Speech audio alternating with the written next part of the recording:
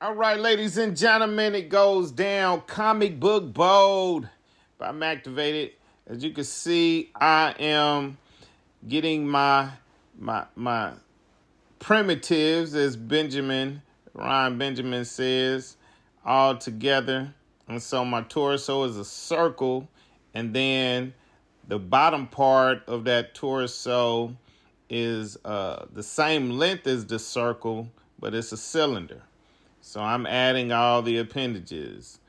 And this right here is Thanos. So a fan of Thanos said that this was their favorite villain, right? So I was like, okay, let's get it on. I thought to myself, I have an idea. And that idea is drawing Thanos standing with his axe/sword in one hand and Vision's head with Vision's forehead smoking in the other to indicate that Thanos has gotten the Infinity Stone. So as you can see, I had to change that leg, move it over, because again, I am trying to create the best silhouette I can. I want a heroic silhouette before I even put on the clothes or dress this model. Turning the head a certain way, looking at the extended head of Vision, putting all the facial details in just slowly, or shall I say quickly, so that I can move forward, lining up all the muscles. I jokingly say all the time that I use myself as a model. I look nothing like the heroes I draw. However, trying to get there, well, let me stop lying. I need to try to get there. All right. Man, Thanos. You know, in the comic book, it's different from the movie. Thanos gets the gauntlet, kills the heroes, kills the cosmic beings. And when I say kill the heroes, I mean the Avengers and almost every comic character at the time the book came out in the 80s. I think it was the 80s, yeah. And then killed all the cosmic beings. I'm talking about Galactus, you know. So you got everybody from the Avengers to Galactus and those cosmic beings getting dealt with by Thanos. And then Thanos was like, man, I'm just going to turn into a big old spirit entity. So he became this spiritual entity with the universe. And then Nebula gets the gauntlet from Thanos and revives herself because he basically turned her into a corpse, and she uses the gauntlet to take control and power first back into her own body, and then she's trying to do her evil deed, and lo and behold, Warlock takes the gauntlet from her and saves the day. So it's a totally different story than the movie. All right. So anyway, I am deeply into these pencils. I have gotten my figure pretty much done. Now I'm working on the sword, axe, or whatever this weapon is. Got the gauntlet on one hand, Vision's head in the other. Now it's time for me to look at reference to see what suit I'm going to make, or what composite suit. A lot of times when I do these costumes, you have different versions out there. And so I'm looking at several versions at the same time, trying to figure out what version, what aspects or elements of the suits I see that I want to put in my rendition of this characters. So I'm looking at suits from the movies. I'm looking at comic book costumes from actual comic books. So yeah, I'm getting my ideas from a variety of sources, and I'm kind of putting all of them together into one composite suit. And this really, honestly, takes the longest time because if you know the suit, you can quickly get to the other aspects of drawing a character.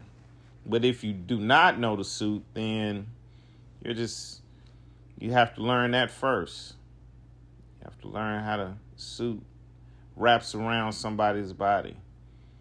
A lot of times I don't know how the suit really is until I draw it. Like I could have seen the movies, read the comic books, but until I draw it, I don't really have an understanding of how the suit looks. I just kind of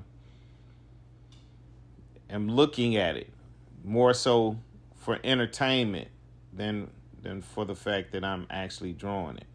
So getting the belt done, I think I got the top part of the suit done. Now I'm looking at what's happening in the waist section, what aspects of different suits that I'm looking at do I want to incorporate into what I'm doing.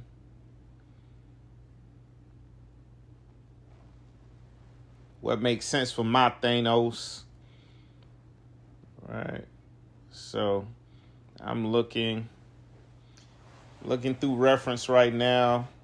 I like this. I don't like that. Let me change up this. Oh, how does that go?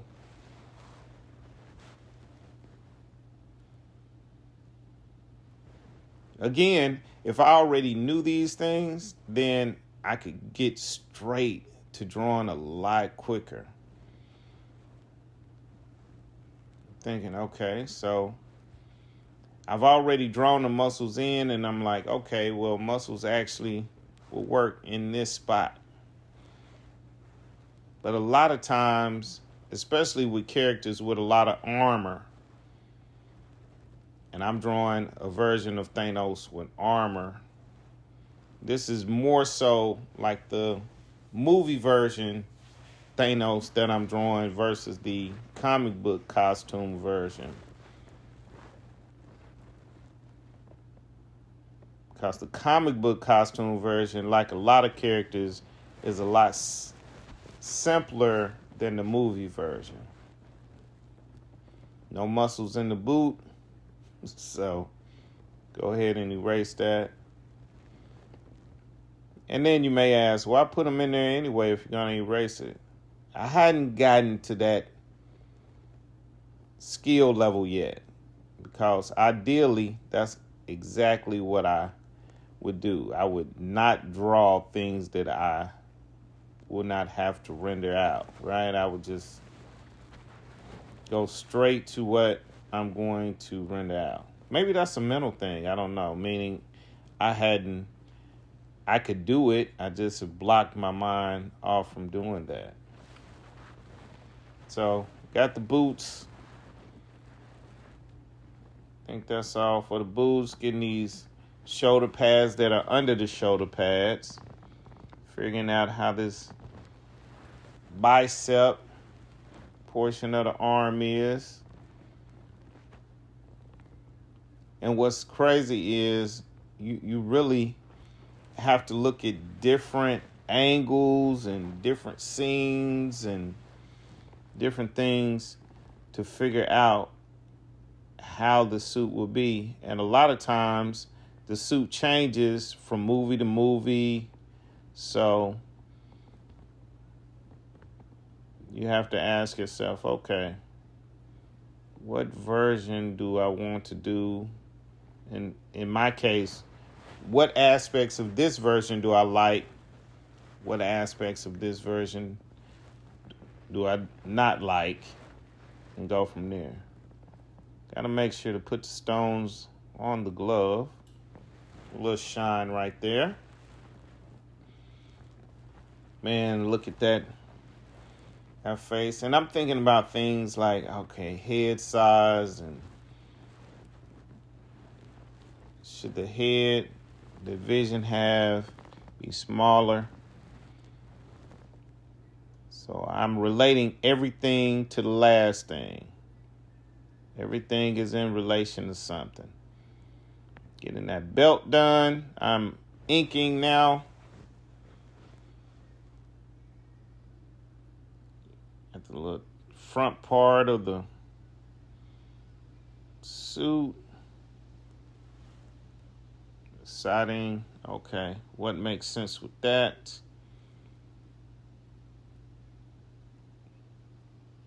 The designs. Making sure not to have that tangent touch that knee pad.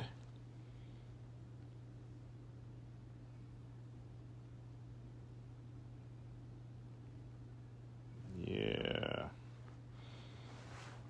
You know, Thanos, sort of like the Hulk, you want him to be a thick character. You want him to have some girth about him.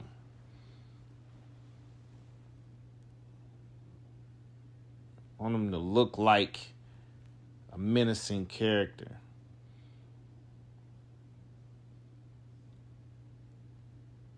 And Jim Lee talks about this. The way you draw a character is acting out how that character is. So Thanos is very confident.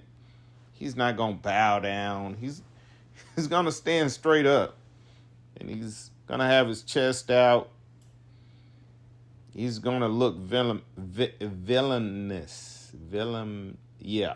Whatever that word is, that's how Thanos is going to look.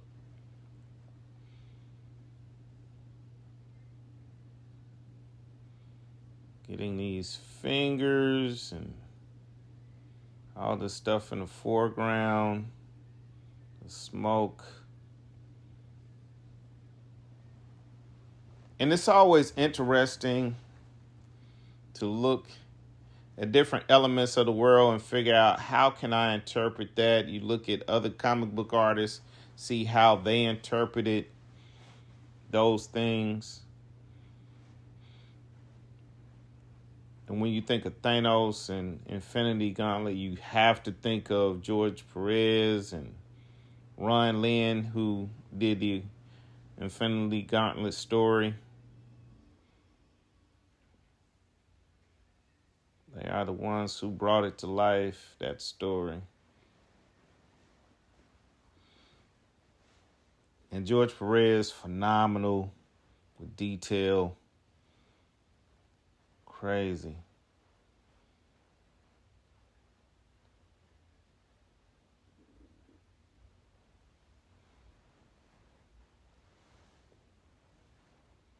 So I'm thinking, okay, how would that be represented?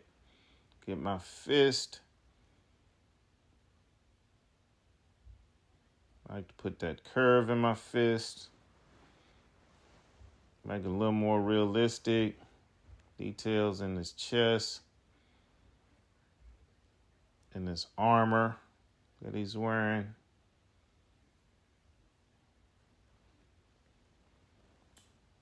J. Scott Campbell said this, and I agree with him. I do not like armor. I'd rather it be more organic shapes. There's just something about armor that I don't really like, but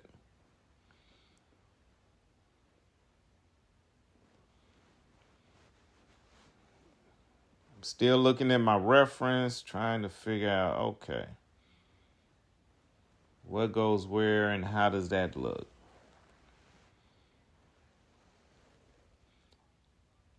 A lot of focus goes into the head of the characters.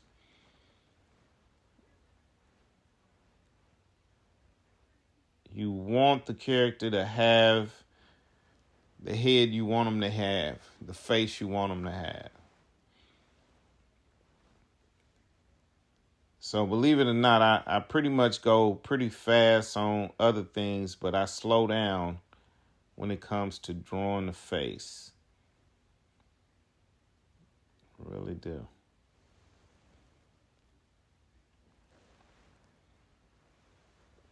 I'm always kind of apprehensive too about the face.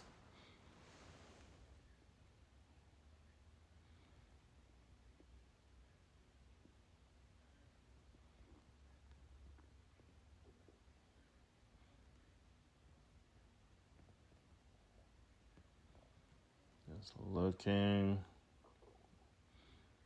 Whatever those things are, I'm doing it. Got it in there. Creating some dark, some shadow. Give it some three-dimensionality.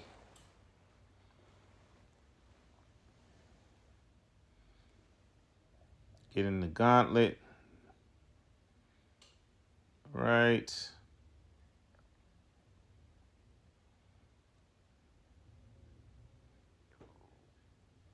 Where the stones are. Fixing that wrist. Making it a little thicker.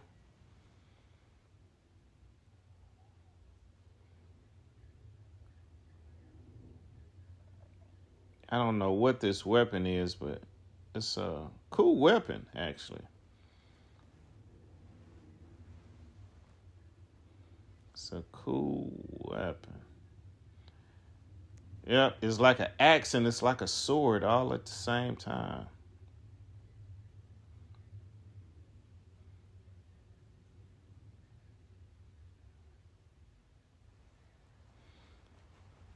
But Ron Mac, why didn't you use a ruler? I do not like rulers either.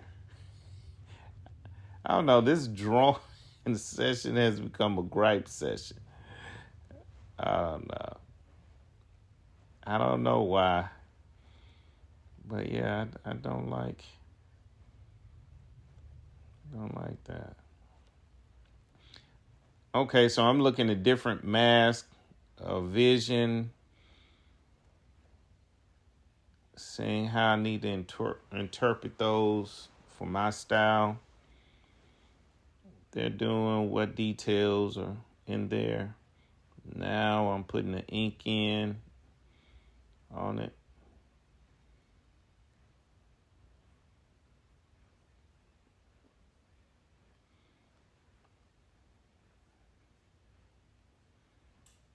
And again, some of these things I had never noticed before about Vision's mask or costume. Not until I had to draw it, so.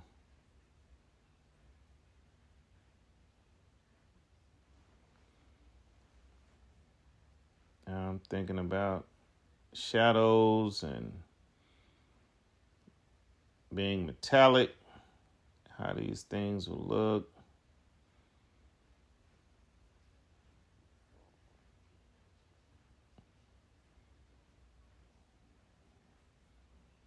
Putting that halo around the metal.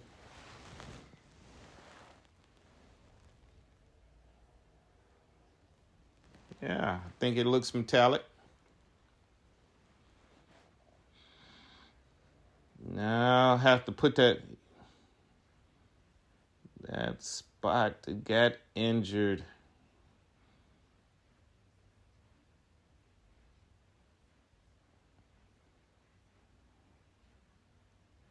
Getting the whole metallic thing happening. On the suit now. Now I'm looking at, okay. Let's get it, Thanos. Let's get it, man.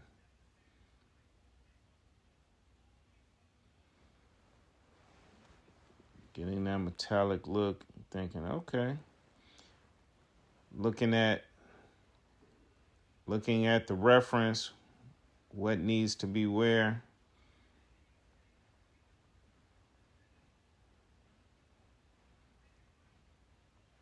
And saying to myself, okay, I'm going to put the demarcation mark on this gleam that's on this metal. at the corner. Where does it make that corner? Right? And that's what happens on that belt.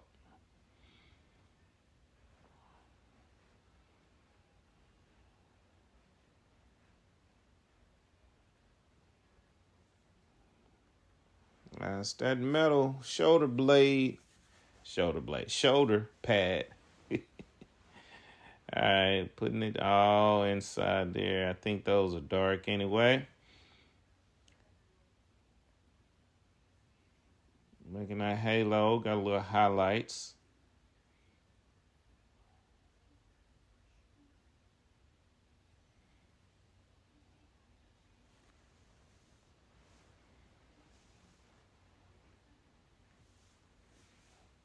And that's why I like to look at black and white artwork to see how artists truly has rendered and treated certain things, because if you simply look at the color, you might find that the colorist has done a lot, and you don't have to do everything that the final picture has. That's what you'll find out when you start looking.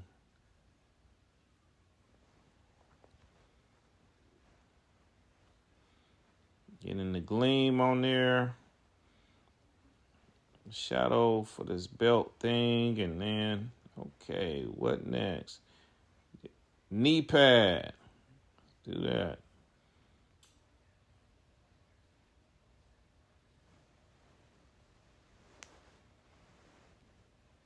And again, no, I am putting the glare or the coarse shadow, if you want to call it that, wherever I think there's a bend or a halo. The coarse shadow is where I see a bend, and then a halo, which means the outside of whatever that metal is, to kind of show the reflection of things around it.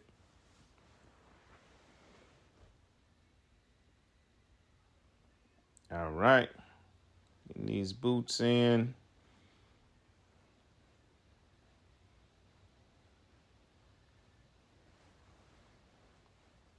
Now it's time for the gauntlet itself. How was it? So I'm looking at all kind of stuff to see how this gauntlet was.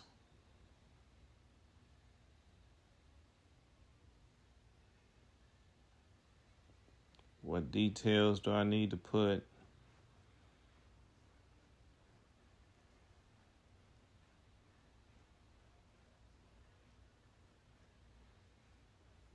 All right. Another thing about metallic pieces or metallic uniforms or suits is that for me, there's not a lot of shading. A lot of the interpretation with metallic comes in how it is colored eventually. So that where I am now with this costume is where I think a penciler and inker would stop and allow room for the colorist to come in and enhance that. Now for the magic, my outline, the calligraphy outline. Learn that word in college art. The lines get thick and thinner, no consistent line weight. Some places the line is thin, some is thicker, and that just gives it that great look.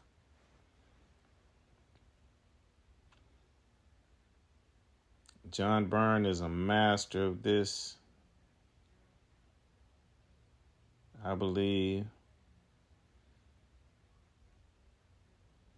And that's one thing that I noticed with digital artists. They really most of the lines in my mind seem to be the same. But it depends on the artist you're looking at, because they have different quote unquote brushes that you can use, digital brushes that allow you to get some different types of line weight and things like that.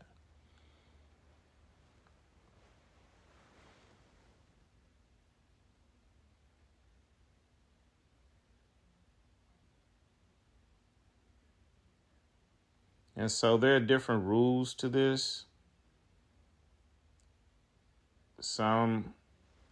Most of the time, and what's most consistent is that if you are drawing underneath an object, the line is thicker. That way you kind of get 2 for 1. You get a shadow and you get detail. All right. Another is it can be thicker or thinner above or below where it needs to be, on an object. And just the variation will create that look you want. And then I guess another way to even look at it is if you make it thick when it's closer to you. So a proximity thing. So to help with perspective, at least atmospheric type perspective, you can have things that are closer to you thicker.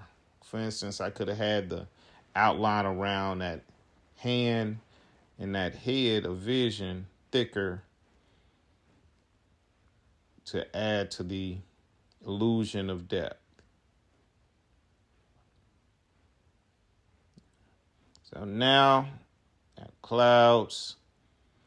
Again, I'm thinking, okay, how can I render these clouds? And I decided I also have them kind of fade in at the bottom. It's no definite bottom.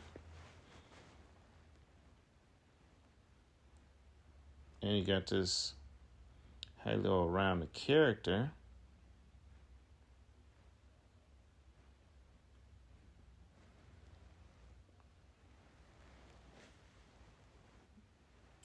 It just kind of sharpens it up. Parts of it is loose, which gives it, to me, a real hand-drawn, hand-created feel. And then you have it sharp around the actual character, which helps emphasize the character as well.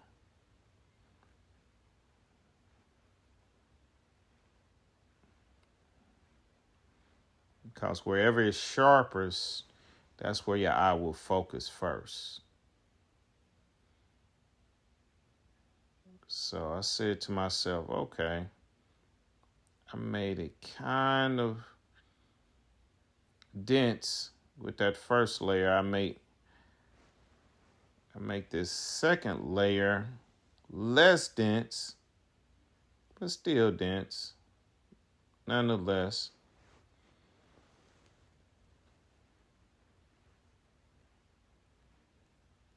And as I said about the calligraphy line, so things closest to you, more precise.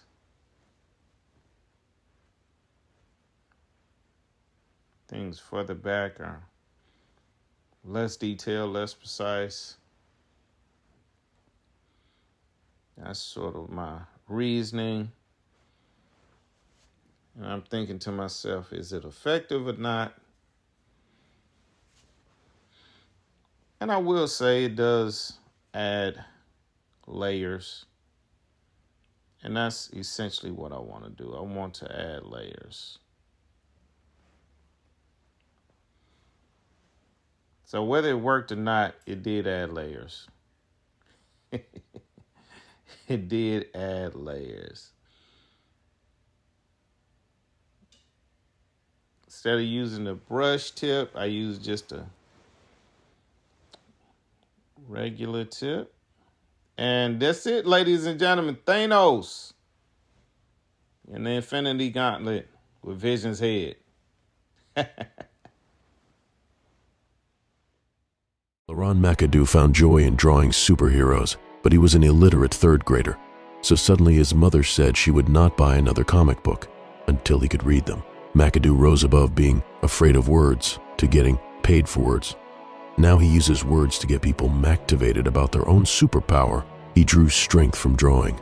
This is Comicbook Bold. To see his comic commissions and comic art, go to pinterest.com at that hip hop and select leron-mcadoo-art.